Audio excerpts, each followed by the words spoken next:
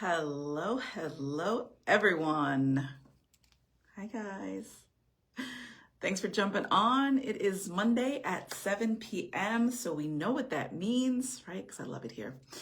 Samara Keeps It Real Estate, another episode Q&A where you get to ask me real questions, whether you're curious about buying or selling or just the market in general, investments and commercial pieces and agents coming in, whatever question that you have, I'm here to answer it. I love all things real estate, and that's what we do. I love kicking off the week on Mondays with you guys because it gives me a chance to kind of get in your heads, because some of these questions are funny and I have to chuckle. Some of them are great because it feels like you guys are thinking and you're looking at the information and you're trying to figure out, like, what is this real estate market doing? But real estate's like Christmas. Every day it's something new, and you can learn something new all the time. Things are constantly evolving and changing, so it's really important to be able to ask questions. So I'm glad I give you guys that platform. And I thank you guys for showing the love and dropping the questions and reaching out. Some of you guys call me, some of you guys text me, some of my past clients are reaching out. And some of you guys who are new friends and followers of the page and the content, hi guys. Thank you for joining us, and I'm glad that I can be a sounding board for you guys. So you guys know the deal. We try to cover as much as possible. We try to keep it to 15 minutes because anybody can walk away for 15 minutes to try to get some information and some knowledge drops, right? We try to.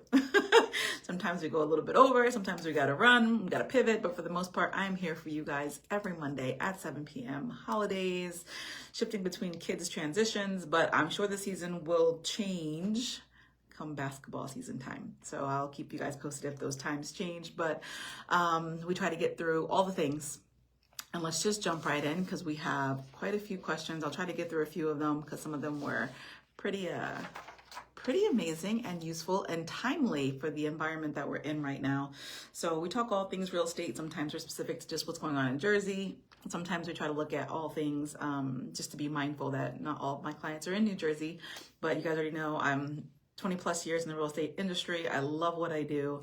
I have tons of people that I talk to and navigate all the time, licensed in PA and New Jersey. And I have an awesome team that I work with, a couple agents that are amazing as well.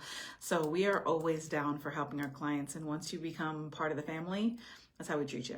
So we just make sure that you guys are part of all of it. All right, so first up today, we always kind of leave with our buyers because I feel like they are the most, I wouldn't say needy, but I feel like sometimes they're the newest position of it. Hi, thanks for jumping on. The newest advocates of dipping their foot in this real estate world, right? Question up, it says, how do I avoid falling in love with houses outside my budget? All right, so that's a really key question because, you know, you can fall in love with the McMansions that you see on the street and you know that you really can't afford it just yet, not forever, but just yet. We talked about, you know, Great Gatsby and importing it for the right reason and crunching your numbers and all those things. So mansions, while maybe not on everyone's platter, being a buyer who is fully aware of what they can afford is going to be key to help you avoid heartbreak later. So I would say one of the first things you want to do is get approved early, get pre-approved early, right? Because they can work with you on your numbers. And if you don't look, okay, still there? I like it. Poor connection, but it looks like our Wi-Fi is back on track. So we are good. I want to say one of the first things you want to keep in mind is that pre-approval early, because they'll give you your number and if you're like, oh, I hate that number, it's too low, I need houses that are in the 400 category, what do I have to do to get there? Because you can ask that question. What do I have to do to get there? They can say, make more money. If you have a significant other, sometimes you can put them on the loan application as well to see if you are together empowered to have a bigger buying power. Lots of different options there for you. Make sure you don't underestimate your closing costs because, like you said, the last thing you want to do is fall in love with a home that is something that you just can't afford because, like I said, we want to be able to get you into the house and stay there long term and not have to worry about losing your house, right? You want to be able to stay for a very long time. So you want to plan accordingly and get all your ducks in a row and keep moving forward. So that was a really, really good question to help you kind of avoid that. I had someone reach out and this question was really good because I think it was asking me for my mindset and I'm kind of curious to what you guys have to say. So if you guys are out there, make sure you drop it in the comments, give me your answer. But the question was, do you want the worst house on the best street or the best house on the worst street? Let's think about that for a minute. Yeah. What are you guys thinking? All right. For me, all day long, worst house, best street. Give it to me. Give me the ugliest house in the nicest neighborhood, because that I can fix, right? Everything can change. You can update your house. You can make improvements. You can do your curb appeal. You can make it match the market. You can add a level if it's a ranch. You can fit in and make it your flavor and your taste, but you can't change your neighborhood. All right? You can't. That's one thing that you really actually cannot change unless you buy the block. And that's a different story. We'll talk about that later. Buy the block. I know my ladies who rock were watching what I'm talking about, because we out there trying to buy blocks. But you can always expand your house. You can always update your house. And the best streets usually include, like, really good neighborhoods. Sometimes you have lower crime rates, stronger comps, different things like that. Well, the best house, whole different scenario, a little popular tonight. So sorry guys for the ringing. But I think ultimately that's the reality of it. So that's my take. If you guys have a different take, by all means, again, sometimes that number plays a factor, right? So if you're living in it, that's my choice. If I'm investing in it, I might have a little bit different strategy depending on how my numbers look at the end. Aside from that, keep those things in mind when you're thinking about not the greatest house, but a really good neighborhood. How do you improve? Because then you have built-in equity the minute you walk into the door. Just saying. Keep that in mind. So that was a really good question. Thanks for making me challenge my brain a little bit, but some of those are no-brainers when it comes to, I like the ugly houses. All right. So another question that I had that came in that I think you guys should definitely be aware of, especially in this market now where we're looking to kind of navigate, negotiate, and find affordability on all these different tracks. The question was, is it true that you can assume a seller's mortgage? Now, guys, assumable mortgages, it's true, but it's very rare. So not all mortgage companies allow for you to be able to assume a mortgage. And by assuming a mortgage means you're going to take over the existing person's mortgage, provided you still qualify, hit the terms. And the advantages of that is that they bought their house years ago and their mortgage still exists and it's at 3% versus some of the new ones at like 6-7%, and then be able to do those things, right? So I just want to say that it's rare. It could be magical. Everyone wants one, but you got to keep your eye out and make sure that you are fully aware of what that means, because you might have to put down more money to make sure you pay off their existing loan altogether and still be able to move forward. Hi, thanks for jumping on. So those are really important factors. So assumable mortgage, is it a thing? It is a thing.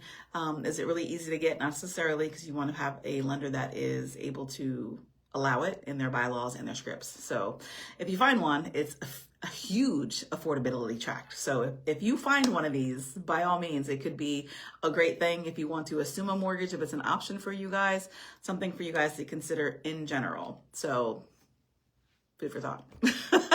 All right, next up, I had a seller-specific question. It was actually a good one. It said, should I offer a buy-down rate or should I cut the price? Now, that's a good question, because I want you guys, my sellers, make sure you guys are thinking, because for me, if you have a strong agent, you want to be able to have the ability to negotiate for you, right? Because that's going to be a key factor, and you can use that as a negotiation tool.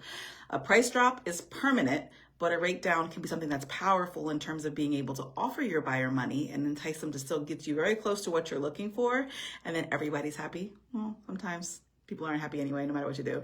But no matter how you look at it, it could be a good situation. So for example, if you drop the price by $10,000, a buyer could save maybe $60 a month. Okay.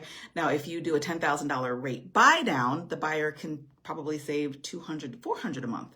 So having these negotiating things in your power and having an agent who's educated to help you inform of other options to help you move it a little bit faster once you start having initial conversations, that's going to be key for you guys. So you want to be able to get more traction with some of these buy down offers than just giving a discount and cutting the price. So make sure that you guys are mindful of what's happening in the market. You guys already know that when you hit a certain price point and houses are for sale, the higher price houses are moving a little bit slower because you need a special buyer that has that, buyers that still have that money, that can endure that interest rate, that can able to sustain that property.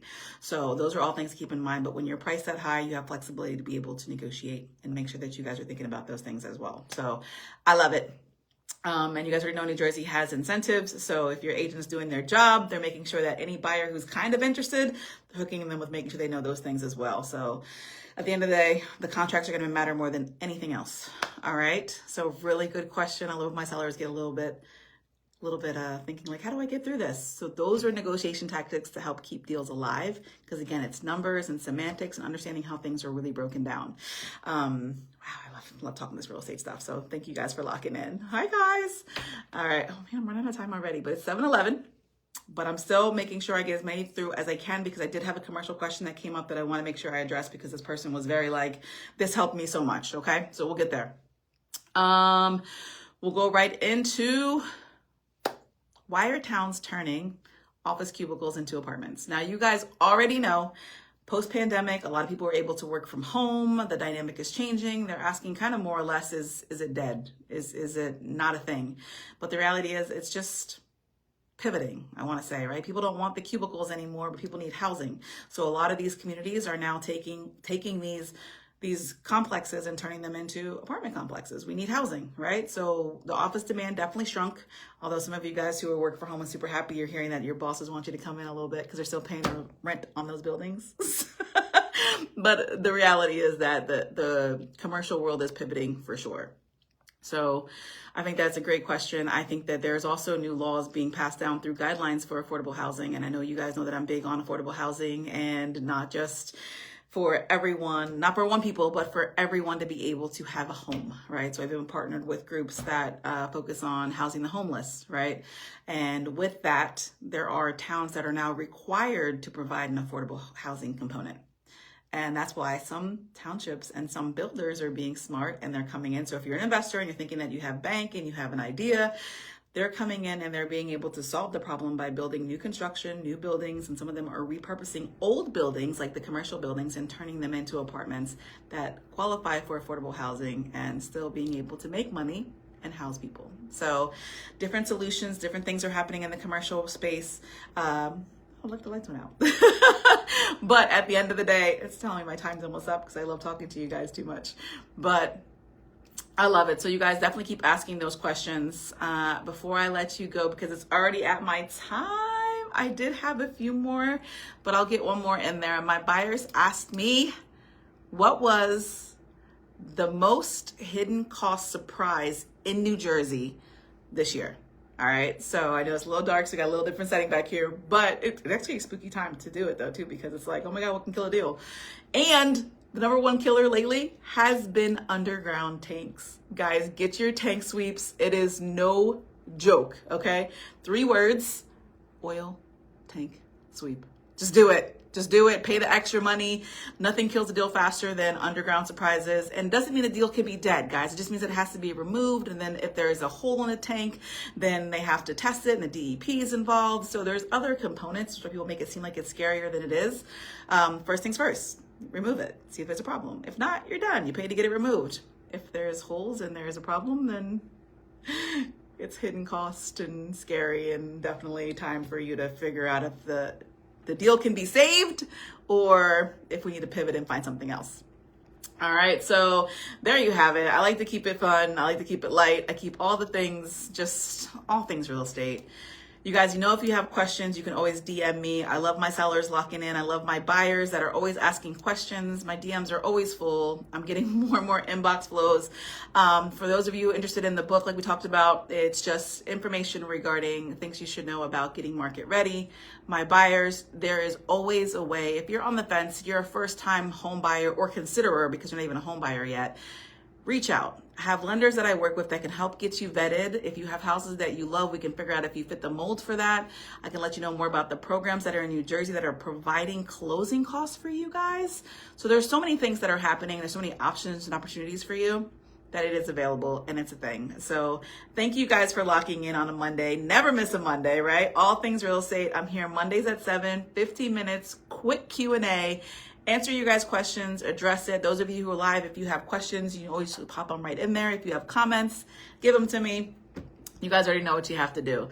So guys, check me out. I always have our Truth Bomb Tuesdays. A lot of this content you can find in our YouTube pages as well as our Facebook and Instagram pages because we want to keep you guys well informed and in the know. And we feel like if you can navigate the world of real estate and have someone to bounce ideas off and not be afraid to ask questions, you can comfortably do things. You can invest, you can sell, you can buy, you can be not afraid, because it can be scary when you're doing it by yourself. So now you guys know you are never alone. Samara is here all the time, and I look forward to being able to serve you guys. Oh, one more thing. If you guys are looking for some really good things to watch, neighborhood, community friendly, Local Loves come out on Friday. Tons of fun. You get to meet some of the local vendors that are business owners, entrepreneurs out there doing the thing and really need the support. So make sure that you are locking in, checking the content, and reaching out.